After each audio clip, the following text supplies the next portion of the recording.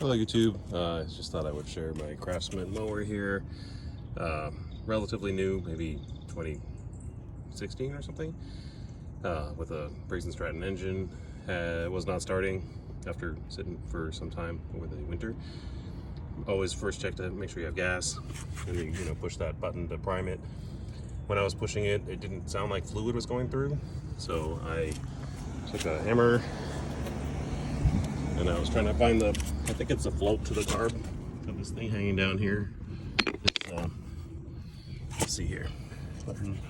Yeah, this little thing hanging down. I think the carb float is hanging out in there. So I just hit that with a hammer, to tap it and free up the float.